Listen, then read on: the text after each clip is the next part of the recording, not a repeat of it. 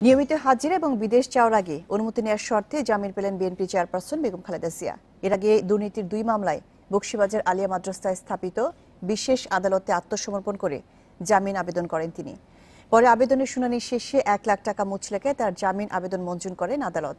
Zia orphanage trust মামলায় আত্মপক্ষ সমর্থনে বক্তব্য রাখার সময় নিজেকে নির্দোষ দাবি করে খালেদা জিয়া বলেন, উদ্দেশ্য প্রণোদিত হয়েই তার বিরুদ্ধে মামলা করেছে দুদক।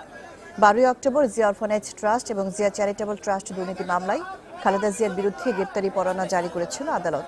তখন তিনি লন্ডনে ছিলেন।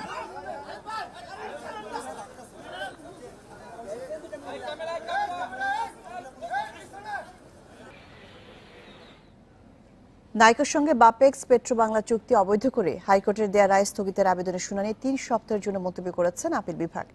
সকালে অস্থায়ী প্রধান বিচারপতি আব্দুল ওয়াহাব মিয়া সহ 4 বিচারপতির আপিল বেঞ্চ এই আদেশ দেন।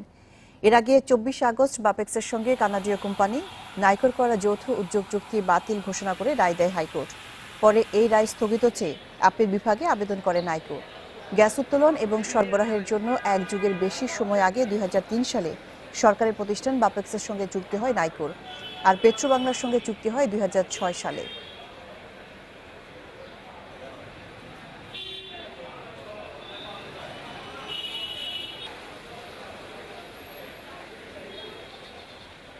উখিয়ার আঞ্জুমানপাড়া সীমান্তে নোম্যান্সল্যান্ডে আটকে পড়া প্রায় 15,000 রোহিঙ্গা বাংলাদেশে ঢুকতে শুরু করেছে। তাদের টেকনাফের বালুখালী ক্যাম্পে নিয়ে যাওয়া হচ্ছে। নতুন করে বিপুল সংখ্যক রোহিঙ্গা আসার খবরে গত সোমবার থেকে সীমান্তে কড়াকড়ি আরোপ করে প্রশাসন। এরপর থেকে নোম্যান্সল্যান্ডে অবস্থান করছে 15,000 রোহিঙ্গা। তবে সেখানে তাদের খাদ্য, চিকিৎসা সহ সব মানবিক সেবা দেওয়া হচ্ছে। জাতিসংঘ জানিয়েছে এ পর্যন্ত বাংলাদেশে এসেছে 5,82,000 রোহিঙ্গা।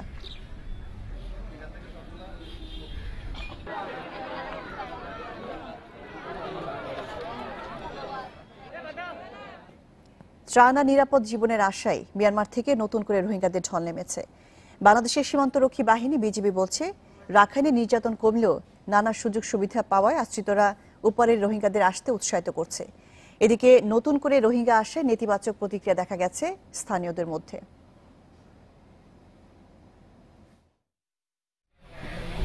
গেল মাসে অনুপ্রবেশ প্রায় শূন্যে নেমে আসলেও নিরাপদ জীবনের আশায় নতুন করে রোহিঙ্গা ঢল নেমেছে।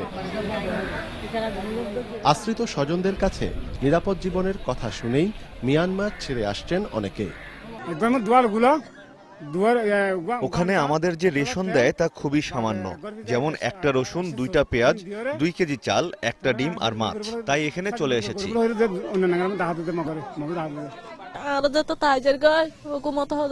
ওখানকার সরকার বলেছিল তোমাদের যেতে হবে না, খাবার দেয়া হবে, কিন্তু খুব অল্প খাবার দেয়া হচ্ছে, তাই আমরা এখানে চলে আসছি। স্থানীয়রা বলছে, ফোনে যোগাযোগ করে অনেককে নিয়ে আসছে আশ্রিত রোহিঙ্গারা। আমাদের বাংলাদেশে খাবার বেশি দিচ্ছে, এজন্য ওরা ফোন করে বাংলাদেশ চলে আসার জন্য ও কি করছে, ফোন করছে, এরা চলে আসতেছে। তো এখন ওদের কাছে অবৈধ মালামাল পাশে আমাদের বিডিআরে, এজন্য ওদেরকে আটকে রাখছে। রাখাইনে নির্যাতন কমে আসার পরও হঠাৎ অনুপ্রবেশ বেড়ে যাওয়ায় চিন্তিত বিজিবি। তাদের খাবার, চিকিৎসা এবং বাসস্থানের কোনো সমস্যা হচ্ছে না।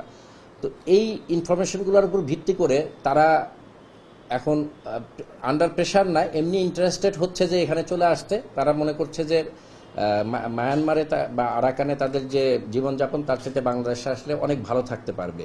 এইরকম চিন্তাভাবনা থেকে বা এরকম কারণেও বেশ কিছু রোহিঙ্গা প্রবেশ করছে বলে আমাদের ধারণা। জাতিসংঘের হিসেবে 25 আগস্ট থেকে এই পর্যন্ত রোহিঙ্গা এসেছে 5,82,000।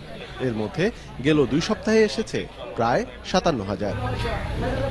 অনুপম শীল, ইন্ডিপেন্ডেন্ট নিউজ, কক্সবাজার। এদিকে সংখ্যালঘু রোহিঙ্গাদের উপর সহিংসতার জন্য মিয়ানমার সেনা নেতৃত্বকে দায়ী করছে যুক্তরাষ্ট্র। বুধবার ওয়াশিংটনে একটি সংস্থার সঙ্গে আলাপে হোয়াইট হাউসের এই অবস্থানের কথা জানিয়েছেন মার্কিন পররাষ্ট্রমন্ত্রী রেক্স টিলারসন।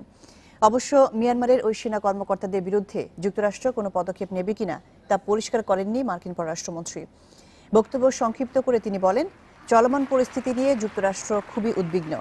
এদিকে মিয়ানমারের অভিযুক্ত সেনা কর্মকর্তাদের বিরুদ্ধে নিষেধাজ্ঞা দেওয়ার আহ্বান জানিয়ে ট্রাম্প প্রশাসনের কাছে চিঠি দিয়েছেন 43 মার্কিন এমপি।